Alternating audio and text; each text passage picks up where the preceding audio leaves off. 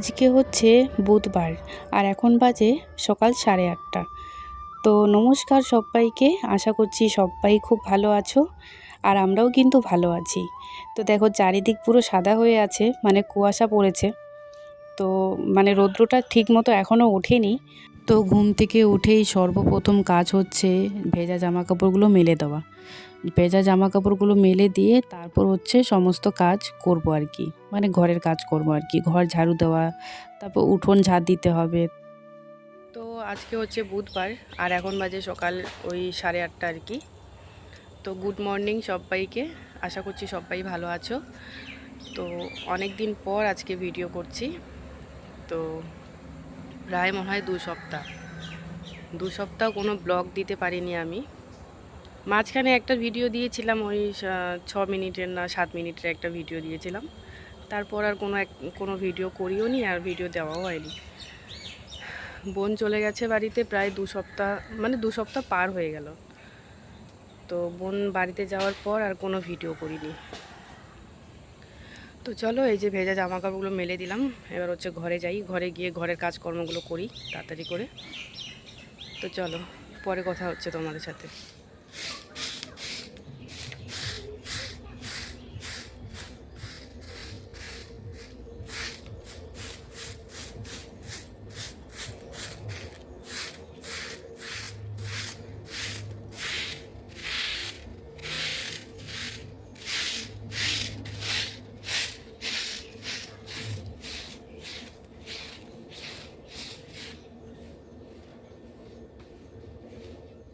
তো সম্পূর্ণ উঠান ঝাড়ু দিয়ে নিয়েছি আর ঘরও কিন্তু ঝাড়ু দেওয়া হয়ে গেছে। আর কাল রাতের যে বাসনপত্রগুলো ছিল সেগুলোও মাজা হয়ে গেছে অনেকক্ষণ আগেই। তো এবার চলে এলাম ঘরে, বিছানাটা তুলবো এখন। ও একটু আগেই ঘুম থেকে উঠে স্নান করতে গেল আর আমি এই ফাঁকে হচ্ছে বিছানাটা তুলে নিচ্ছি। বিছানাটা তুলে মুখ ধুবো আমিও এখনও ব্রাশ করিনি। তো ব্রাশ করে এসে তারপর হচ্ছে চা বসাবো। ওর মানে কি বলবো, প্রত্যেক দিনই এত মানে অনেকটা লেট করে ও ঘুম থেকে ওঠে, মানে প্রায় 9টা 9:30টার দিকে ঘুম থেকে ওঠে। এখন কিন্তু প্রায় 9:30 বাজে। তো তার জন্য আমার বিছানাটা তুলতে অনেকটা লেট হয়, যেহেতু অনেকটা রাত্রে ও বাড়িতে আসে। ঘুমাতে ঘুমাতে মানে 12টা 1টা বাজে প্রত্যেক দিন। তো তার জন্য কিন্তু ও সকালবেলা ঘুম থেকে উঠতে অনেকটাই লেট হয়, মানে ওই 9টা 9:30 বাজে আর কি। তো এই যে দেখো, আমার মামা শ্বশুর হচ্ছে এই যে লাফা শাক নিয়ে এসেছে। আমি মামা শ্বশুরের কাছ থেকে এই যে 2 আঁটি শাক নিয়ে নিলাম। যদিও পরে আরও 2 আঁটি শাক দিয়েছে আমাকে, মানে 4 আঁটি শাক দিয়ে গেছে। তো 4 আঁটি শাক আমি 50 টাকা দিয়ে নিলাম আর কি। তো দেখো, আমার কিন্তু চা বানানো হয়ে গেছে, লাল চা বানালাম, সাথে হচ্ছে চাল ভাজা। তো ধনেপাতা, কাঁচা লঙ্কা, পেঁয়াজ সব কিছু দিয়ে চাল ভেজেছি। অনেক দিন পর আজকে চাল ভাজা করলাম, ভীষণ ইচ্ছে করছিল চাল ভাজা খেতে, তার জন্য কিন্তু আজকে চাল ভাজা করলাম। তো লাল চায়ের সাথে কিন্তু চাল ভাজা খেতে ভীষণ ভালো লাগে। তো লাল চা করেছি হচ্ছে গোলমরিচ দিয়ে, বেশ মানে একটু ঝাল ঝাল হয়েছিল চাটা, ভীষণ ভালো লাগছিল খেতে। তো আমার বর তো একদমই পছন্দ করে না চাল ভাজা খেতে, এবং আমি যেদিন চাল ভাজবো সেদিন আমাকে ভীষণ বকাবকি করে, মানে কিছুতেই আমাকে চাল ভাজতে দেয় না। আজকে আমি একদম চুপ করে চালটা ভাজলাম, ও যখন বাইরে ছিল মানে স্নান দান করছিল, তখন আমি মানে চুপ করে চালটা ভাজলাম আর কি। যদি আগেই দেখতো যে আমি চাল ভাজছি, কিছুতেই আমাকে চালটা ভাজতে দিত না। তো আমি জানি যে বৃহস্পতিবার বা মঙ্গলবার বা শনিবার এই 3টা দিন হচ্ছে চাল ভাজতে নেই, কিন্তু অন্য দিনগুলোতে মানে চাল ভাজলে কি কোনো সমস্যা হয় বলো?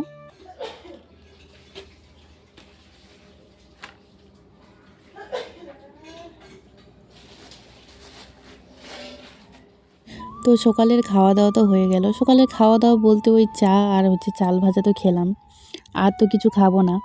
তো স্নান করব আমি একটু পরেই। তো ভাবলাম যে মানে স্নান করার আগে শাকগুলো বেছে রেখে যাই, তাহলে অনেকটা তাড়াতাড়ি পরে রান্নাটা হয়ে যাবে। তো তার জন্য আমি শাক বাছতে বসে গেলাম। এই যে শাকগুলো এখন বাছবো। শাকগুলো বেছে তারপর হচ্ছে ঘরদোরগুলো মুছতে হবে। ঘরদোরগুলো মুছে তারপর হচ্ছে স্নান করে এসে রান্নাবান্না বসাবো আর কি। আজকে তো পুজো করব না, তার কারণ ওই ঠাকুরের হচ্ছে বাতাসা, তারপর হচ্ছে মানে ওই ধূপকাঠি এগুলো সব না ফুরিয়ে গেছে। তো সেগুলো আনাতে হবে ওকে দিয়ে। আমাদের বাড়ির পাশের যে দোকানগুলো আছে সেগুলোতে আবার মানে ধূপকাঠি পাওয়া গেলেও মানে বাতাসাটা পাওয়া যায় না। তো তো বাড়ির পাশের দোকানগুলোতে যদি পাওয়া যেত আমি গিয়ে নিয়ে আসতে পারতাম। এবার এত দূরে কেই বা যাবে? মানে বাতাসা আনতে। তো ওকে দিয়ে আনাতে হবে আর কি। তো ও তো সকালবেলায় স্নান করে, তো সকালবেলা স্নান করার পর হয়তো আমি কালকে ওকে পাঠাবো আর কি বাতাসা আনতে। বাতাসা, ধূপকাঠি যা যা লাগে, সিঁদুরও শেষ হয়ে গেছে ঠাকুরের। তো সেগুলো সব কিছু মানে আনবো, তারপর হচ্ছে পুজো করবো আর কি। তো আজকে আর পুজো করা হবে না। তো এই যে দেখো আমি সব সবজি টবজিগুলো কেটে নিলাম। আর বললাম যে এই যে মানে পরে আরও 2 আঁটি শাক দিয়ে গেছিলো। তো 4 আঁটি শাক তো একবারে রান্না করা যাবে না। তো তার জন্য আমি 2 আঁটি শাক মানে বেছে নিয়েছি, আর 2 আঁটি শাক আমি রেখে দিলাম কালকের জন্য। তো আর হচ্ছে সিম কেটে নিয়েছি, সিম ভাজা করব।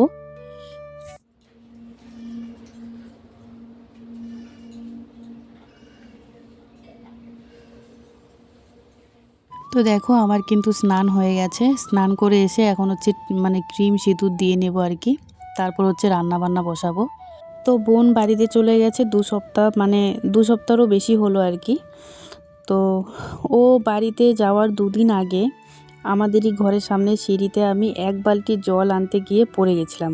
মানে কলপাট থেকে জল মানে নিয়ে আসছে আর কি, 1 বালতি জল, বড় বালতি দিয়ে আর কি। সেই জলের বালতি নিয়ে আমি মানে আমাদের ঘরের সামনে সিঁড়িটাতে পড়ে গেছিলাম। তো পড়ে গিয়ে পা কিন্তু আমার মচকে গেছিলো, ডান পা। তো ভীষণ পরিমাণে ব্যথা হচ্ছিল। 2-3 দিন তো আমি মানে সোজা হয়ে দাঁড়াতেও পারছিলাম না।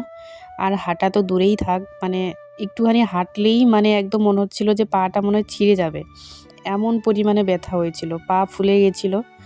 তো তারপর আবার ও যখন রাখতে গেল আমার বোনকে আর কি, তখন আবার মা আমার জন্য মানে তেল পাঠিয়েছিল, মানে পায়ে মালিশ করার জন্য আর কি।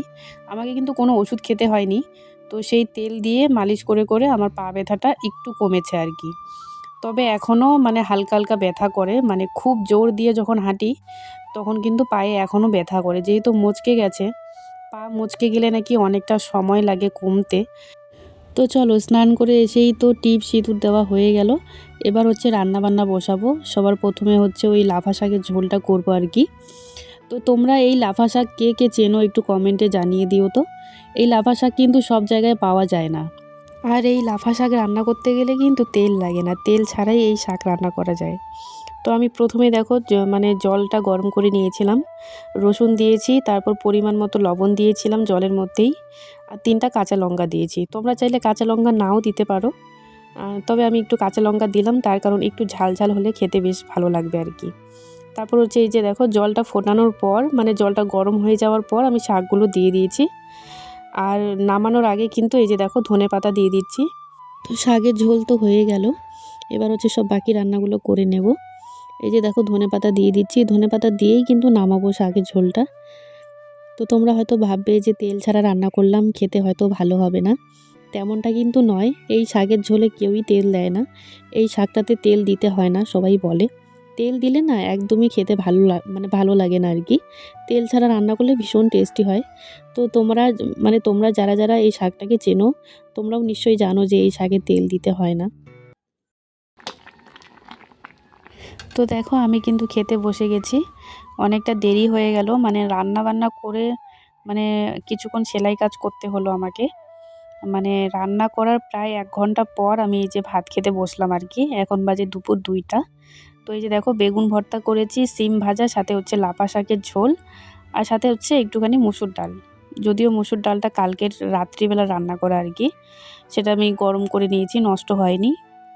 তো এখন তো শীতকাল, তো রাত্রিবেলার কোনো সবজি থাকলে কিন্তু নষ্ট হয় না, সেটা গরম করে খাওয়া যায়, বেশ ভালো থাকে আর কি। তো চলো তাড়াতাড়ি করে খাওয়া দাওয়া সেরে নিই, তারপর তোমাদের সাথে কথা হচ্ছে বিকেলবেলা। তো এখন বাজে বিকেল 4টা। দুপুরে খাওয়া দাওয়া সেরে কিছুক্ষণ শুয়েছিলাম, যদিও আজকে ঘুমাতে পারিনি। প্রত্যেক দিন দুপুরবেলা মানে দুপুরের খাওয়া দাওয়া সেরে মানে কিছুক্ষণ ঘুমাই, কিন্তু আজকে ঘুমাতে পারলাম না। প্রচণ্ড পরিমাণে ঠান্ডা লাগছে ঘরের ভেতরটা। মানে জানি না কেন এত পরিমাণে ঠান্ডা লাগছে, তার কারণ হচ্ছে মানে আমাদের মানে বাড়িতে কিন্তু সারাটা দিন কিন্তু রৌদ্র পড়ে না আর কি। শুধুমাত্র মানে সকালবেলা একটু রৌদ্র পড়ে, তারপর হচ্ছে মানে সারাটা দিন কিন্তু রৌদ্র পড়ে না। তো তার জন্য আমাদের ঘরের ভেতরটা পুরো ঠান্ডা হয়ে থাকে। আবার গরমের দিনে কিন্তু পুরো উল্টো। গরমের দিনে কিন্তু সারাটা দিন এত পরিমাণে গরম থাকে ঘরটা, মানে ঘরের ভেতরে টেকা যায় না, এত পরিমাণে গরম থাকে। আবার শীতকালে ঠান্ডা ঘরের ভেতরটা। মানে তো যাই হোক, তার জন্য ঘুমাতে পারলাম না। তো চলো তাহলে আজকের মতো ভিডিওটা এখানেই শেষ করছি। সবাই খুব ভালো থেকো, আবার ফিরে আসছি নতুন একটা ভিডিওর সঙ্গে। তো ভিডিওটা ভালো লাগলে একটা লাইক করো, একটা কমেন্ট করো আর সাবস্ক্রাইব করতে ভুলো না। চলো টাটা।